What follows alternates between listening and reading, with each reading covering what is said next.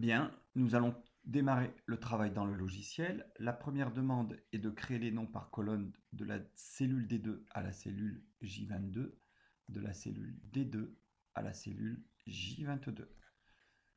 L'action se trouve dans le menu Feuille, plage ou expression nommée, créer. Il me propose d'utiliser la ligne supérieure et la colonne de gauche. Or, moi, je veux créer des noms en colonne, c'est ce qui est demandé. Donc, je vais utiliser la ligne supérieure pour créer ces noms en colonne. Par contre, il propose aussi d'utiliser la colonne de gauche, car la colonne de gauche contient du texte, et il pense que cette ligne-là, je veux l'appeler Toulouse, celle-là Paris, celle-là Toulouse, mais on voit bien que ce n'est pas possible, parce qu'il y aurait des noms qui se retrouveraient plusieurs fois. Et en effet, je n'ai pas intérêt à créer des noms en ligne. Donc, pour ne pas créer de noms en ligne, je vais désactiver le fait d'utiliser la colonne de gauche.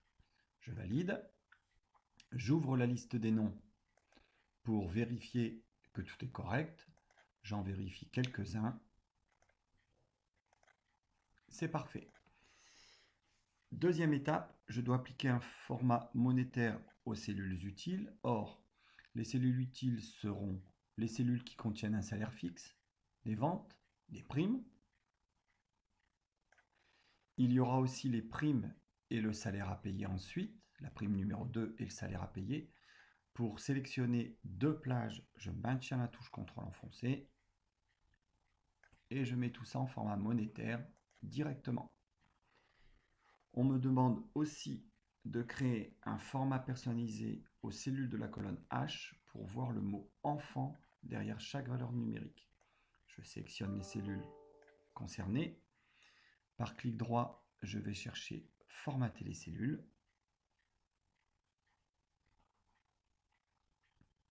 J'attends que la boîte de dialogue arrive. Dans la boîte de dialogue, je vais compléter description de format.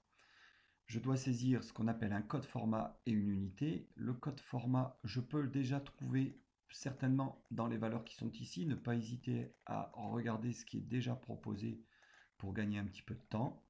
Donc en effet, le code format qui m'intéresse, il est là. Dièse, espace, dièse, dièse, 0. Pourquoi? C'est un nombre d'enfants. Ça sera donc un nombre entier. Je n'ai pas besoin de prendre un code avec des décimales. Je prends donc le code nombre entier. Puis je viens cliquer donc dans la description de format et je rajoute entre guillemets le texte que je veux voir écrit à côté de la valeur numérique. Je ne veux pas que ce soit collé, donc je mets un espace, enfant. Il y en aura un ou plusieurs. Je n'ai pas la possibilité de différencier pour l'instant si je mets un S ou pas d'S. Je le mets donc entre parenthèses. Je ferme les guillemets pour bien voir ici dans la zone d'aperçu quel est le format proposé. Et je valide. C'est parfait. Je vais donc pouvoir passer à la réalisation de la première formule. Je vais zoomer sur la prime.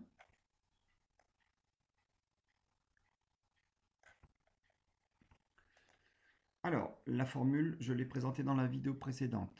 Égale si qu'il me propose dans l'infobulle. Je valide par entrée pour l'accepter. Je commence à taper vente. Ça tombe bien, il ne connaît pas de fonction qui commence par VEN. Il me propose donc vente. Je valide par entrée. Symbole supérieur. La valeur numérique, 4000. J'ai fini mon test logique. Point virgule pour passer à la valeur civrée. La valeur civrée, c'était vente fois 5%. Même chose, je commence à taper vente. Il me le propose. Je valide par entrée.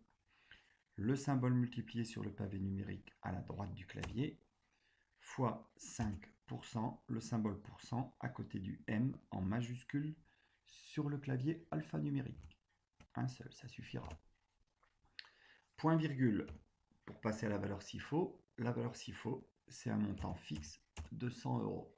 Je ne mets que la valeur numérique puisque j'ai déjà précisé que cette colonne allait contenir des valeurs monétaires. Mon test est fini.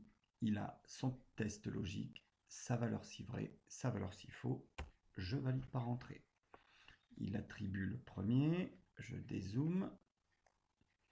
Et je vais recopier vers le bas. Il y a quelque chose à gauche. Il suffit que je fasse un double clic sur la poignée de recopie. Voilà les montants.